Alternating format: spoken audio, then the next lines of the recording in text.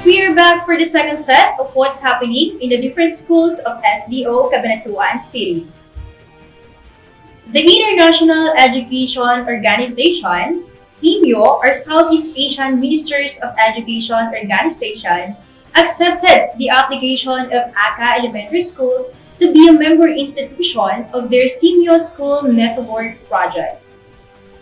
Being a member institution, SIMIO will provide an opportunity for ACA Elementary School to join their big family of SIMIO School Network, which was established in 2015. This will pave way for ACA Elementary Schools access to sharing and development of best practices of various international member institutions through trainings and conferences. Likewise, SIMIO expected ACA Elementary School to further build and strengthen the multilateral collaboration on education, science, and culture in the rapidly changing world among the member institutions. ACA Elementary School management said that this international endeavor of the school aims to equip the teaching personnel with new educational advances from international education institutions to further provide learners with high-quality teaching and learning experiences. As a beginning opportunity, ACA Elementary School was invited to a SIMIO high-level forum on teacher competencies in the digital revolution.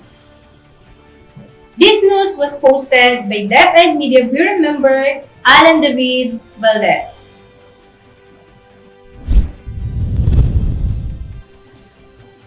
Sa usaping botohan naman, nasa siyam na raan, 42 ng mga guro ang nagpahayag ng kagustuhang maupo bilang electoral board member sa susunod na national and local elections sa susunod na taon. Sa pinakahuling ulat ni Information Technology Officer Melvin Santos, sa kabuuang 942 aplikante, 700 pa lamang ang nabeberipika ng COMELEC. Itinagdag din ni Santos na kailangan pa ng 258 guro upang makumpleto ang hinihiling 1,200 electoral board members ng COMELEC. Bunsod nito, patuloy ang panawagan ng sangay sa mga guro sa pampublikong paaralan na tumugon at gumanap sa electoral exercise na nakatakdang ganapin sa unang Lunes ng Mayo sa 2022. Para sa mga interesadong guro na magsilbi bilang electoral board member, sundan lamang ang link na http://ebmpnpki resources. Muli po, ang link ay https://ebmpnpki resources para sa pagpapatala ng mga electoral board members. Naitala ang ulat na ito ni Glenn Abigail Garcia, School Paper Advisor ng DS Garcia Elementary School.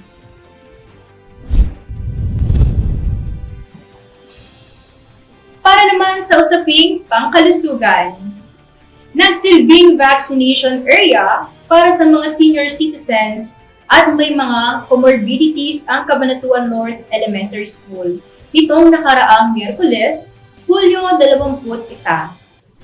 Sa pakikipagtulungan ng pamunuan ng Adwas Sentro sa Paaralang, sa pamumuno ni Kapitan Gilbert Fernandez at punong guro na si Ginoong Jonathan Diaz, naging maayos at ligtas ang ginanap na vaccination. Kapansin-pansin din ang pagpapaigting ng contact tracing sa nasabing gawain na makitang may nakatalagang mga tauhan ng paaralan at barangay sa gate ng paaralan upang siguruhin ang lahat ng papasok na individual ay nakuhanan ng temperature. May suot na face mask, face shield at na-scan ang kanilang QR code. Pagpasok sa gym ay mapapansin na hinati sa 5 proseso ang pagbabakuna upang mas maging organisado ang gawain. Una, kinakailangan munang kumuha ng number ang magpapabakuna at mag-fill out ng form para sa ikalawang hakbang. Sa ikatlong hakbang naman, kukuhanan ng blood pressure ang babakunahan at magkakaroon ng screening at interview ng doktor, at sa ikaapat na hakbang, magpapatuloy ang mga babakunahan upang tanggapin ang kanilang first dose ng bakuna. Sa ikalimang hakbang naman, ang monitoring na aabot sa 30 minutos para sa mga posibleng maramdaman ng mga nabakunahan. Bumisita rin sa paaralan si Mayor Maricar upang suportahan ang mga senior citizen na nagpabakuna. Aniya, lubos ang kanyang pasasalamat sa mga dumalo upang tumanggap ng kanilang bakuna dahil hindi lingid sa kaalaman ng lahat na matindi pa rin ang epekto ng pandemya sa kalusugan ng bawat isa, lalo na sa mga senior citizens. 156 ang nakatanggap ng bakuna, kabilang ang isa pang guro ng paaralan na si Ginang Nancy Cacananta, kung kaya't ang mga nabakunahan ng kawani ng paaralan ay 6, kabilang ang punong guro.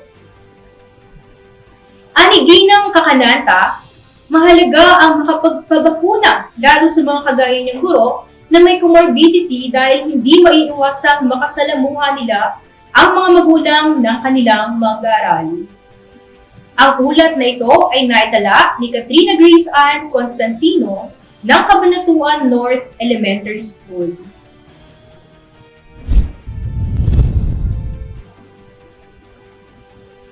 Sa pangyayaring pambulilit. Noong mga nakaraang linggo ay halos sabay-sabay ang mga virtual moving up ceremony ng mga kindergarten completers sa Division of Cabanatuan City.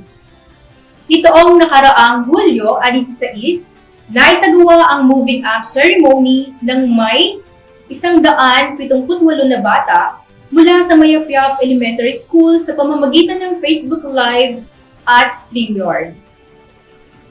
Ayon kay Ginang Darlene Garcia at Maria Shela Bautista, mga gurong tagapayo sa kindergarten, hindi madali ang naranasan ng mga bata na paraan ng pagkatuto dahil sa online lamang nila nakikita ang kanilang guro.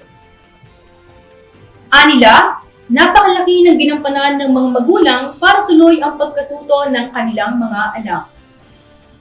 Maliban sa mga mensahe mula sa mga opisyal ng paaralan, distrito at ng dibisyon, naging tampok sa programa ang mga mensahe ng mga bata na tunay ngang nakapagpasaya at nakapagbigay pag-asa.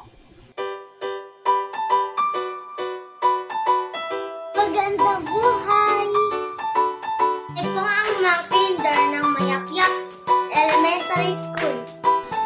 Salamat sa aming mga guro. Dahil sa inyong paggabay, tuloy ang aming pagkatuto. Salamat sa aming mga magulang.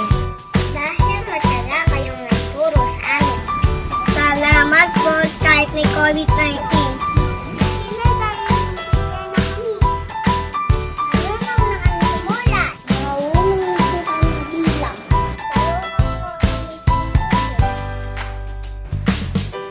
Marunong na kaming bumasa. Ready na kami sa next level. Sana po, wala nang COVID-19. Gusto ko nang lumabas at pumasok sa school. Gusto ko na mag-uniform. Gusto ko na makita si teacher. Gusto ko na mag-present. Gusto ko na makilala ang aking mga kaklase. Sana po bumalik na sa normal. Kaming mga bata MES ay patuloy at hindi titigil sa pagdadasal. Natigil na ang pandemyang ito para tuloy ang pagkatuto. Salamat po. Ang ulat na ito ay naitala ni Mabel Abuen, DepEd Media Bureau Member mula sa Mayapyap Elementary School.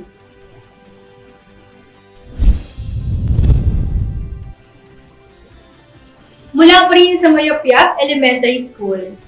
Natanggap na ng mga guro at kawani ng Mayapyap Elementary School ang mga COVID essentials na mula sa karagdagang MOOE Fund ng Paaralang na nagkakahalaga ng 96,900 pesos.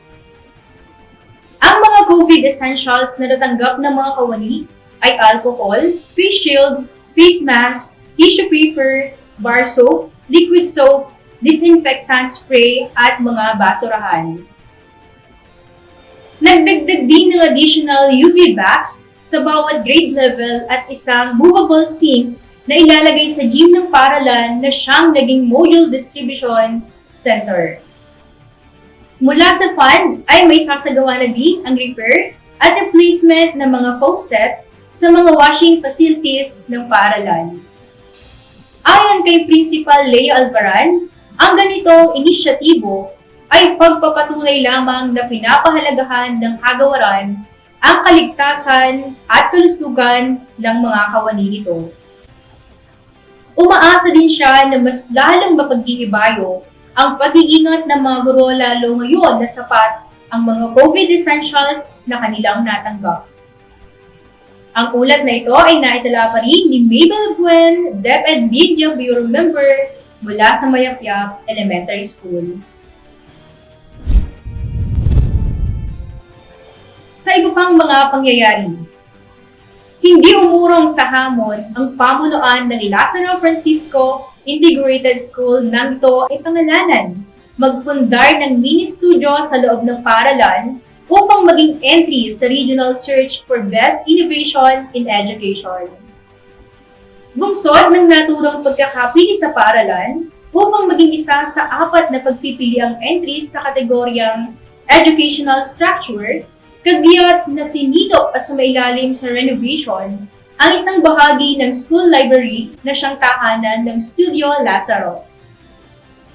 Kaagad din bumili at dinagdagan ng pamunuan ng Paaralang ang mga audio at video equipment, pati studio light devices and essentials, audio capturing devices, green screen, at iba pa upang siguruhin ang kalidad ng mga bubuing video lessons at video clips sa iba't ibang pamparalang aktibidad. Sa isang maikling panayam kay Principal Ana Bautista, kampante siya na sa kabuuang 123 guro ng Paaralang, nasa halos 15% dito ang may kakayahan at kasanayang gumanap sa teknikal na aspeto sa pagbuo ng mga video lessons. Idinagdag din ng punong guro na layunin ng pagkakatatag ng Studio Lazaro na matulungan ang mga guro sa pagbuo ng mga supplementary instructional material sa kanilang muling pagharap sa bagong normal ng edukasyon para sa susunod na taong panuruan. Ayon pa rin kay Bautista, naunang ginamit ang Studio Lazaro nitong 2 linggo ng Hulyo nang buuin ng kanyang mga guro ang mga video sa virtual graduation at moving up ceremonies ng Paaralang. Sa pagtatapos ng panayam kay Bautista, nabanggit din yan na naisumiti na nila kahapon sa tanggapang pangsangay ang lahat ng kinakailangang dokumento, datos, at iba pa kasama na rin ang mga kaugnay na dokumentasyon. Halaw ang balitang ito mula sa Media Bureau News Files.